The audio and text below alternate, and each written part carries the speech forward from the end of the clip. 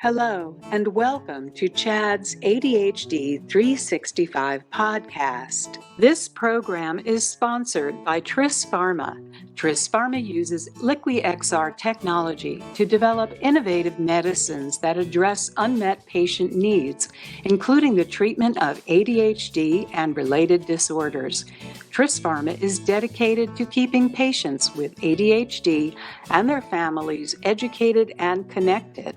Visit trispharmaproducts.com to find educational resources and more information on Tris Pharma's treatment options for patients 6 years and older with ADHD. Welcome. I'm your host, Alondra Perez. Today we will be discussing supporting your child at school in a role play form with a teacher and a parent. Today's guest, we have Laci Culbreth and our parent, Jami Demuth, who will be asking Laci questions on supporting a child with their academics. Thank you both for being here with us today. Laci, can you give us some background information about yourself? I'm a special education teacher. I'm also a certified ADHD instructor.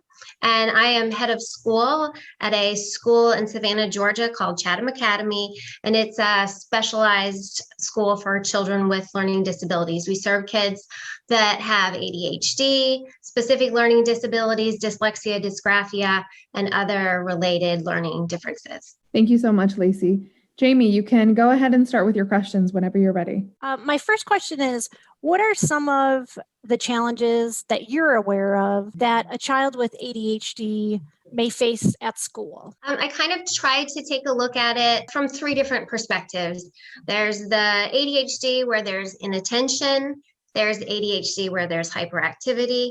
So an inattentive ADHD kid makes careless mistakes, is easily distracted, doesn't seem to listen even though you're speaking directly to them. They might not finish a worksheet even though they know how to do every single question on the worksheet.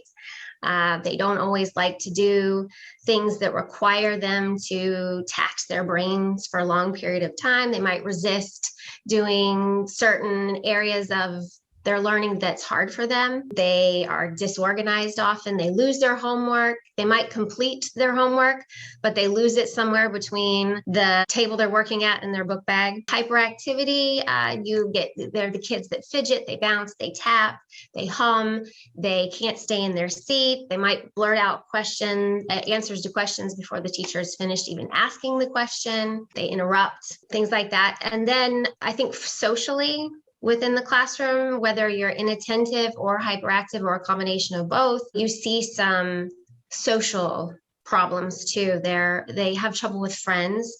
They have trouble playing games out on the playground. They miss out on a lot of social cues. They don't know when somebody's done talking about something and they want to talk about something else. Sometimes, they won't pick up on the fact that somebody's having a really bad day and they might not want you to talk to them, even though you're really excited to talk to them. That's just a small little snapshot of what it might look like in the classroom. That's excellent that you pointed out the different types of ADHD. And I think that's something for parents to be aware of too, that the inattentive and hyperactive can present different challenges. There's also you can get kids that are almost lethargic as well. They're laying on the table and they can't do anything. It's different with every kid. So just the general stuff. Absolutely. So if my child then is struggling, what are some ways that teachers can help them at school? I try to start each day with setting a kid up for success. So ADHD kids don't need distractions. They don't need colorful things in front of them. So I put them in a place where I minimize distractions. I'm a huge believer in verbal and nonverbal cues because oftentimes they don't realize that they're doing anything that they shouldn't be doing, or they don't realize that they're being disruptive, whether it's tapping on the desk or saying something to help them redirect. Providing immediate feedback is really important for ADHD kids. I like to immediately say something good about them doing something right, and then also be paying enough attention to them to prevent them from making mistakes. Because if you're doing something that's really, really hard for you and you think you know how to do it right, and you work through the whole problem just to find out that you forgot the second step, that can be really discouraging for an ADHD kid. At the same time, giving them breaks. I'm not going to give an ADHD kid a huge worksheet of 45 math problems. I might let them circle 5 and then take a break. I love multi-sensory instruction, audio, visual, and hands-on as much as possible. Anything that integrates movement with learning, whether you're doing math facts by throwing a ball around the room, or maybe you're physically building some sort of sentence in ELA. Any of that kind of stuff seems to kind of harness some of their attention. It's important to help ADHD kids really see that they're improving. A lot of times every day feels so hard, they get discouraged and they don't see the overall improvement. They don't always see the big picture. I think having like a growth chart is really cool. The kids can individualize it, customize it, but they can really visually and put together something that shows them getting better. I think it's really important. The social aspect as well is you facilitate interactions in small groups. You help them say the right thing or do the right thing in a small group setting, and then also facilitating friendships. Pairing them up with a kid that they might be able to create a friendship with is so important, because if learning is hard and making friends is hard, your self-esteem is going to suffer, and that just makes school that much harder. Last but not least, most important is creating a team between the student, the teacher, and the parents. I think you have to start from a group and working towards a goal altogether. Those are excellent tips. How do I talk to, or should I talk with my child's teacher? What kind of communication should be there? Oh, I think communication is super important. I always think it's good to start with expecting miscommunication to happen. Teachers are very busy, often have multiple students that they're trying their very best for, and your child has their one way of viewing what happened to them that day. And we already know, like, a lot of times ADHD kiddos, they just don't always have that accurate perception of what really happened, or maybe they forgot. So expect miscommunication and be patient, and make sure that the communication that you try, the channels that you try to open, you're patient and you listen and ask questions and try to clarify it as much as you can. A lot of ADHD kids are on medicine, so you need to constantly be talking about medicine. Some of the worst days I've ever seen ADHD kiddos have is when they forgot their medicine, and mom forgot to tell the teacher that she forgot the medicine. Because if you can know, oops, it's not a problem, but people don't know that the kid's off the medication. So they're like, why is he acting this way? This is terrible. He needs to go out. And, but if you already know they're off their medicine, you can handle them entirely differently. And you can talk to them about, hey, I know you're not on your medicine, and that's okay, but I need you to try and do your best. And if you're feeling overwhelmed, if you feel like you can't do this anymore before we have a blow up, talk to me. We can shorten the assignment. We can do something else. You can make this up later when you are on your medicine. Observable changes too when you're on medicine. Is the medicine working at home but not working at school? Did you make a medicine change? What kind of side effects can we look for at school? How can we provide you and the doctor with information that will tell you, is the medicine appropriate? Is it working? Is he getting moody? Is she crying all the time? Does she seem withdrawn? Has she lost all of her beautiful, bubbly, wonderful personality? That's all things that I think are so important that parents talk about. I've had parents say they love that the medication works at school, but when they're coming off of it and they get home, they get the negative, moody, aggressive, confrontational behavior. So it's just not working.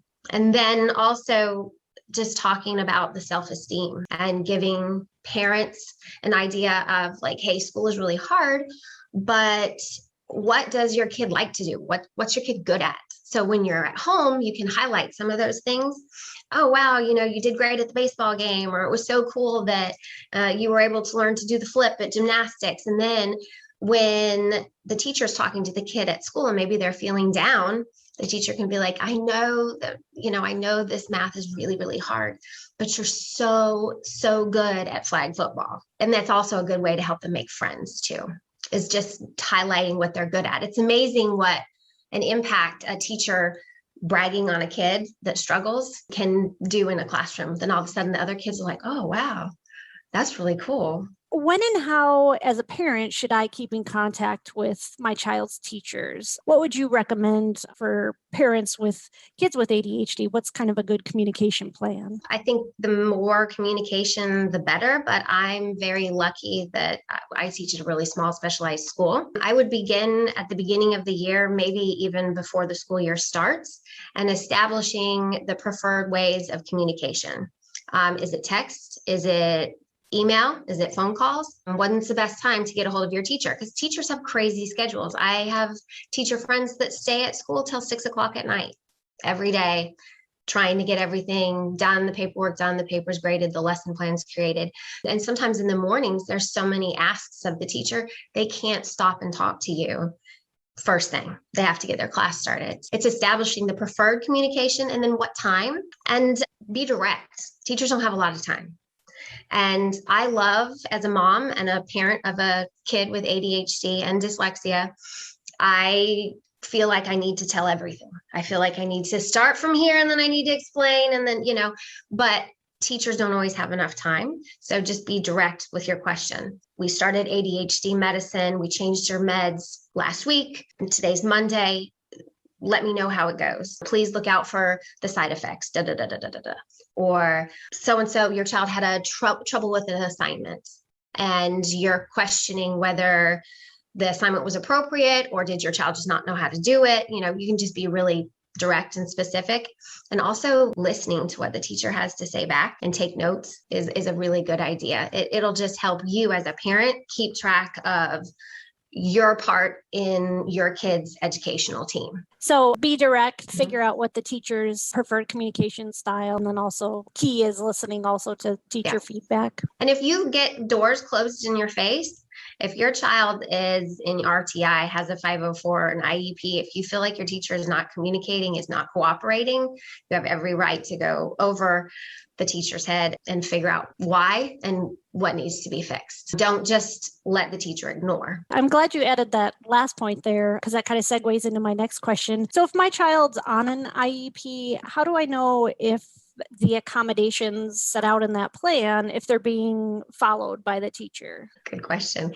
I think it's important and it's hard, but I think you really need to understand your rights as a parent, what the IEP and the 504 provides your student, what the accommodations are, and what that really looks like. I've read hundreds and hundreds of IEPs, and when I first started, I had no idea what it meant. 84% of the time doing what? How many sight words do they have to read? If you don't have somebody at school that's willing, or another parent that you know that's willing to help you with it, I would always suggest reaching out for an advocate or somebody that in the community that will help you kind of decode a 504. At my school, we have some parent advocates that we can hook up people with to help them and just kind of give them a better understanding of what they're dealing with. And then ask the teacher, well, how are the accommodations going?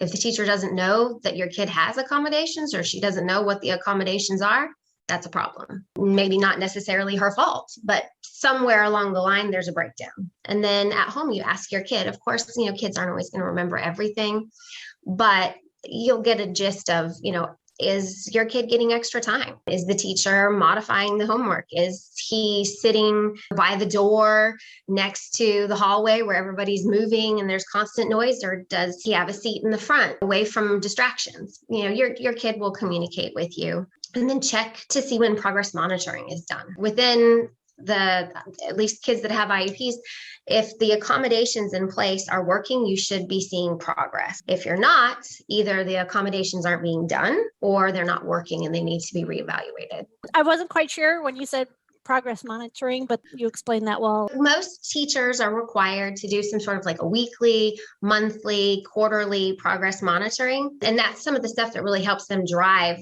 the way they evaluate the IEPs. So, if your teacher's saying the accommodations are being done, your kid is saying, yeah, I'm getting these accommodations, but you're not seeing significant progress, it means there's a problem.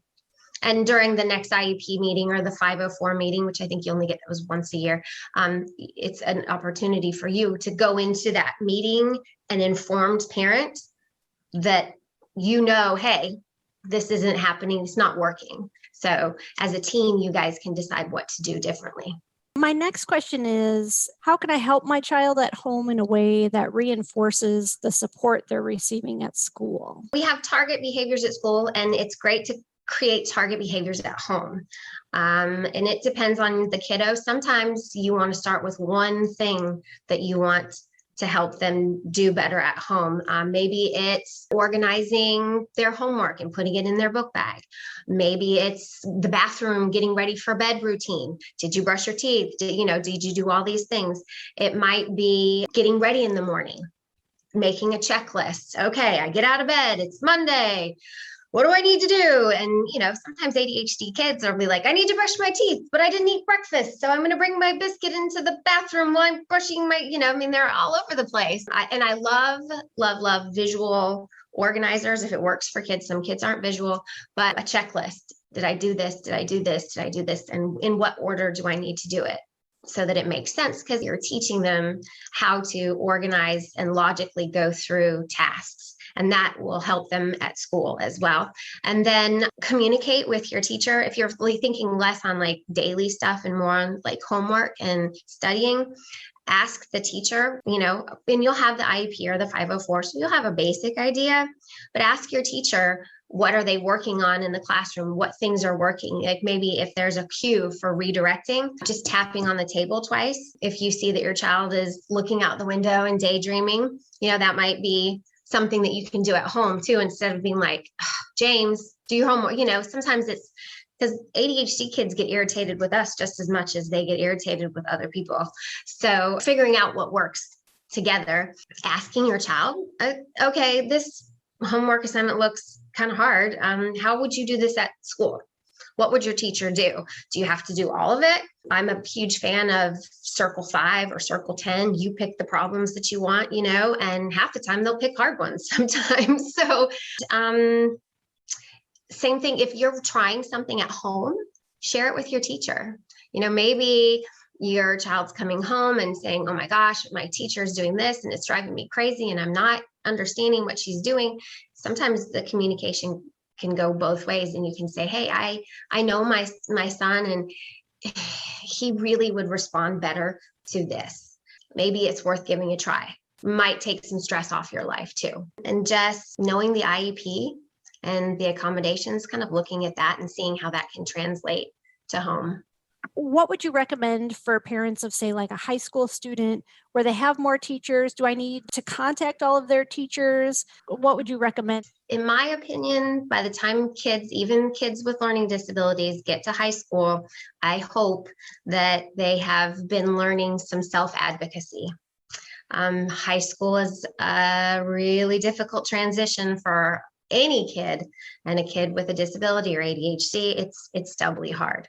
But if a child can walk into a room with confidence and know the right time to speak to the teacher, and sometimes maybe a parent can help them understand what time that is, and say, hey, I have ADHD, I struggle with this, this, and this. It really helps me to be successful in your class to have this, this, and this. I have a 504, I have an IEP. Now, not all kiddos can do that, I know, but for me as a parent of an ADHD child and a teacher, that's what I want, because that's what's going to take them through the rest of their life. If that's not where your kid's at, I think it's great to try and contact the SPED teacher that's in charge of your kid's IEP or 504. Usually there's one teacher that's kind of in charge of the paperwork, and then that person sends the information out to the other teachers and say, hey, I would like to create a communication plan. Are you my go-to person? Can I go to you? If not, you can say, okay, I guess I'm going to reach out to the teachers individually. If you're going to talk to individual teachers, you have to ask some questions first. Hey, I'm so-and-so's mom. Did you know that my kid has, 504 IEP? Oh, you didn't. Then your problem isn't necessarily with the teacher. It would be more with the administration.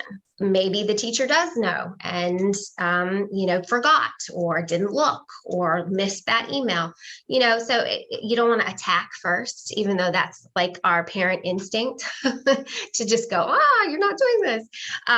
But that can also set you off on the wrong foot with the teacher for the whole rest of the year, which I've been on the wrong foot so many times myself.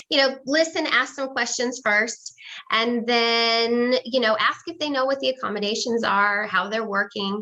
And like I said, the next step might be going over and talking to, their SPED coordinator or an administrator. And another super important thing in high school is talking about transitions. Usually at 14 is when the school IEP team, whatever, will start talking about the next step.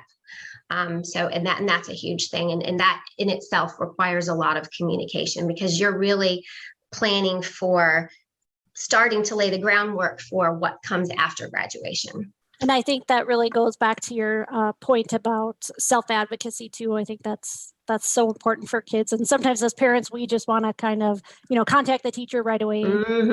But we kind of need to stop and step back. So that brings us then to my last question. And I've actually had this happen, so I'm curious what your advice is. What can you do as a parent if the teacher isn't familiar with ADHD and how it shows up in the classroom?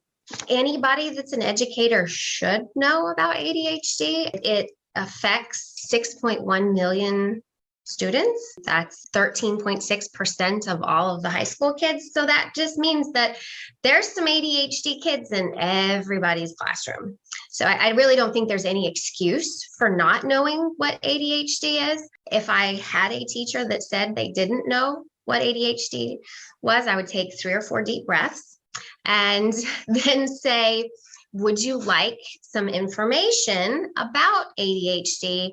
I want my child to be successful in your room, in your class. My child wants to be successful, but these are some problem areas, or these are some things that you are going to want to know to help you and my child have a successful year this year. And then provide some information. A lot of teachers who maybe don't understand how to look for it or how to see what ADHD is and see the difference between a kid who's just acting out versus a kid that has ADHD is like the behavior checklists. We use the Vanderbilt assessment scale, and you can give that to a teacher and you can say, hey, watch my kid in the class today, fill this thing out. Oh, wow, we got a lot of checks here. That's how you see this is ADHD. This isn't my kid is bad. That my kid struggles and has this learning disability. This is why this is happening in the classroom. And I have a lot of great information to share with you. And then, God forbid, you do have a teacher that doesn't know what ADHD is. You can start off on the right foot, not battling each other, but communicating, working together, because it really does take a team effort to help these kids reach the success that they need. Thank you so much. You've given us a lot as parents to think about and some really good strategies for open communication with our children's teachers. I appreciate your time, Laci. Thanks so much. Oh, of course. It was nice to speak with you. Thank you. Thank you so much to the both of you. Laci, is there anything else that you would like to add that may be helpful for parents? We talked a lot about communication today, and also a lot about educating yourself as a parent, and always thinking about it as a team. You can't do it by yourself. So it's good to seek out help when you don't know what to do. Reach out and find the help that you need to help your kid be successful. That is very helpful. Thank you. And I understand these conversations may not be easy for parents to have, but I hope this is helpful for parents to gain an idea of questions that they can ask their teachers and how they can start a conversation with them. Thank you so much for joining us today. Thank you for listening to this podcast sponsored by Tris Pharma, the makers of LiquiXR technology. Tris Pharma is committed to supporting the ADHD community through education and innovation. Learn more at trispharmaproducts.com. Thank you for listening to another episode of Chad's ADHD 365 podcast.